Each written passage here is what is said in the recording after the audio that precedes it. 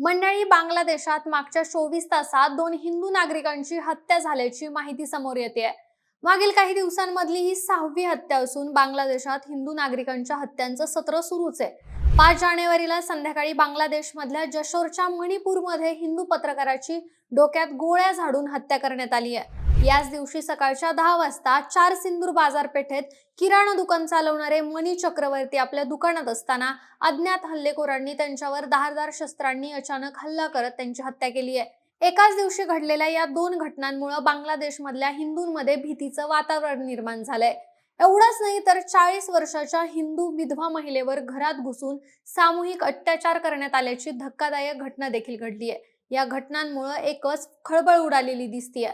सगळीकडे संतापाचं वातावरण निर्माण झालंय. म्हणूनच नेमकं हे प्रकरण काय, या घटना कशा घडल्या, याआधी कोणत्या घटना घडल्या होत्या आणि हा हिंसाचार का उफाळून आलाय, सगळं जाणून घेऊयात या व्हिडिओच्या माध्यमातून. नमस्कार, मी निशा हिंगे आणि तुम्ही पाहताय विशेष भारी. घटना क्रमांक 1. 5 जानेवारी रोजी जेसोर जिल्ह्यातील मनीरामपूर इथं एका हिंदू व्यक्तीची गोळ्या झाडून हत्या करण्यात आली. राणा प्रताप बैरागी असं हत्या करण्यात आलेल्या पत्रकाराचं नाव आहे. ते जेसोर जिल्ह्यातील केशवपूर इथं अरुवा गावात राहत होते. त्यांचा मनीरामपूर इथल्या कोपलिया मार्केटमध्ये एक आईस्क्रीमचा कारखाना होता. सोबतच ते दैनिक बीडी खबर या वृत्तपत्राचे कार्यवाहक संपादक होते. गळ्यावर वार केला. या हल्ल्यात गंभीर जखमी झालेल्या राणा प्रताप यांचा जागीच मृत्यू झाला. अतिरिक्त पोलीस अधीक्षक अबुल बसर यांनी सांगितलं की ही घटना सोमवारी संध्याकाळी 5:45 वाजता कपालिया मार्केटमध्ये घडली. दुचाकीवरून आलेल्या 3 जणांनी त्यांना आईस्क्रीमच्या कारखान्यातून ओढत बाहेर काढलं आणि सोबत नेलं. आरोपींनी त्यांना कपालिया मार्केटच्या पश्चिम भागात असलेल्या कपालिया क्लिनिक अँड डायग्नोस्टिक सेंटरच्या समोर एका गल्लीमध्ये नेलं. त्या ठिकाणी त्यांच्या डोक्यात जवळून 3 गोळ्या झाडल्या आणि त्यांच्या गळ्यावरून चाकू फिरवला. पत्रकाराची हत्या केल्यानंतर आरोपींनी घटनास्थळावरून पळ काढला. या प्रकरणी पोलिसांनी गुन्हा दाखल करत तपास सुरू केलाय. तर दुसरी घटना देखील 5 जानेवारीला सकाळी 10 वाजता घडली. बांगलादेशात नरसिंदी जिल्ह्यात एका हिंदू व्यापाऱ्याची चाकूने हत्या करण्यात आली. 4 सिंदूर बाजारपेठेत किराणा दुकान चालवणारे मनी चक्रवर्ती हे 5 जानेवारीला रात्री 10च्या सुमारास आपल्या दुकानात असताना अज्ञात हल्लेखोरांनी त्यांच्यावर धारदार शस्त्रांनी अचानक हल्ला केला. गंभीर जखमी अवस्थेत स्थानिक नागरिकांनी त्यांना तातडीनं रुग्णालयात दाखल केलं. मात्र उपचारादरम्यान त्यांचा मृत्यू झाला. पोलिसांनी या प्रकरणाचा तपास सुरू केला असून अद्याप कोणालाही अटक करण्यात आलेली नाही. मनी चक्रवर्ती हे मदन चक्रवर्ती यांचे ज्येष्ठ पुत्र असून ते परिसरातील एक प्रतिष्ठित व्यापारी म्हणून परिचित आहेत. त्यांना एक मुलगी देखील आहे. त्यांचा मुलीसोबतचा फोटो देखील व्हायरल होतोय. मागे देवीचा फोटो, सदैव आशीर्वाद असू दे असे मनातून येणारे भाव आणि लेकीला कडेवर घेऊन काढलेला तो सेल्फी अगदी शेवटचा ठरेल असं त्यांना कधीच वाटलं नव्हतं. मागच्या 24 तासात हिंदू व्यक्तींची हत्या होण्याची ही दुसरी घटना आहे. यामुळे स्थानिक अल्पसंख्याकांमध्ये भीतीचं वातावरण पसरलंय. एकामागून एक घडलेल्या या 2 हत्यांमुळे कायदा आणि सुव्यवस्थेवर प्रश्नचिन्ह उपस्थित केलं जात आहे. मानवाधिकार संघटनांच्या अहवालानुसार गेल्या काही महिन्यात बांगलादेशातील अल्पसंख्याक समाजावर हल्ल्यांचं प्रमाण वाढलंय, ज्यामुळे परिसरात तीव्र संताप व्यक्त केला जातोय.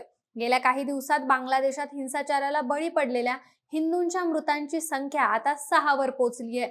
एवढंच नाही तर बांगलादेशमध्ये अनेक तरुणांची हत्या केल्यानंतर आता एका 40 वर्षीय विधवा महिलेवर घरात घुसून सामूहिक अत्याचार करण्यात आल्याची धक्कादायक घटना देखील समोर आली आहे. या घटनेनंतर आरोपींनी महिलेला झाडाला बांधलं आणि तिचे केसही कापले. मिळालेल्या माहितीनुसार ही घटना बांगलादेशाच्या जेहानिदाह जिल्ह्यातील कालिंगज उपविभागात घडली.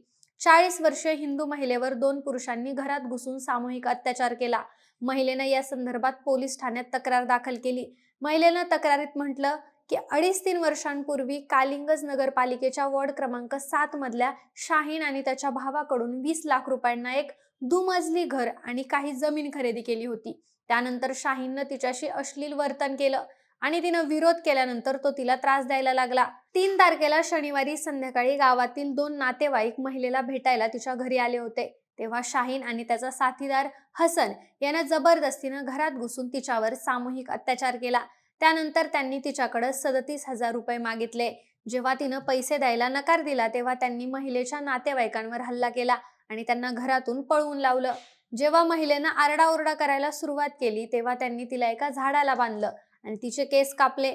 धक्कादायक बाब म्हणजे दोन्ही आरोपींनी या घटनेचा व्हिडिओ करून तो सोशल मीडियावर व्हायरल करण्याची धमकी दिली. आरोपींनी महिलेला तोपर्यंत टॉर्चर केलं जोपर्यंत ती बेशुद्ध होत नाही. आरोपी गेल्यानंतर स्थानिक नागरिकांनी महिलेला जखमी अवस्थेत रुग्णालयात दाखल केलं. डॉक्टर म्हणाले, सुरुवातीला महिलेनं तिच्यासोबत नेमकं काय घडलंय हे सांगितलं नव्हतं, पण तिची वैद्यकीय तपासणी केल्यानंतर तिच्यासोबत झालेला सगळा प्रकार तिनं सांगितला. या प्रकरणी महिलेनं कालीगंज पोलीस ठाण्यात शाहीन आणि हसन विरोधात तक्रार दाखल केली. पोलीस सध्या या प्रकरणाचा तपास करतायत. खरं तर 12 डिसेंबर रोजी विद्यार्थी नेता शरीफ उस्मान हादी याच्यावर गोळीबार करण्यात आला होता. सिंगापूरमध्ये त्याच्यावर उपचार सुरू असताना 19 डिसेंबर रोजी त्याचा मृत्यू झाला. तेव्हा मोठं आंदोलन देखील झालं होतं.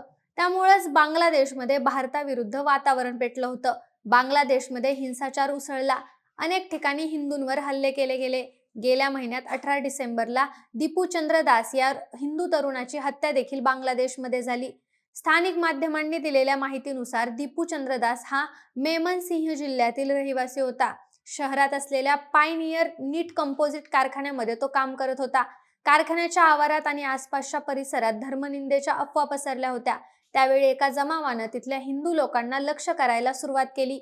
दीपू हा कारखान्यात काम करत असल्याचं लक्षात येताच जमावानं त्याला घेराव घातला. त्यातल्या काही जणांनी त्याला अमानुष मारहाण केली. या मारहाणीत डोक्याला आणि छातीला गंभीर दुखापत झाल्यामुळे दीपूचा घटनास्थळीच मृत्यू झाला. दीपूची हत्या केल्यानंतर जमावानं त्याचा मृतदेह ढाका मैमनसिंग महामार्गाच्या बाजूला टाकला आणि त्याला आग लावली. बांगलादेशात हिंदू तरुणाची हत्या झाल्यानंतर त्याच्या तीव्र प्रतिक्रिया भारतात देखील उमटल्या. काँग्रेसच्या खासदार प्रियंका गांधी यांनी याच मुद्द्यावरून बांगलादेश सरकारवर टीकेची झोड उठवली. धर्माच्या नावावर झालेली ही हत्या मानवतेवरील कलंक आहे. कोणत्याही सुसंस्कृत समाजात अशा हिंसेला थारा नसावा, अशी पोस्ट प्रियंका गांधी यांनी आपल्या अधिकृत एक्स अकाउंटवरून केली. पण तिथून पुढे देखील त्याची मालिका सुरूच राहिली. 23 डिसेंबर रोजी बांगलादेशमधील चितगावच्या बाहेरील राओजन परिसरात कतारमध्ये काम करणाऱ्या स्थलांतरित कामगार सुखशील आणि अनिलशील यांच्या घराला अज्ञात व्यक्तींनी आग लावली.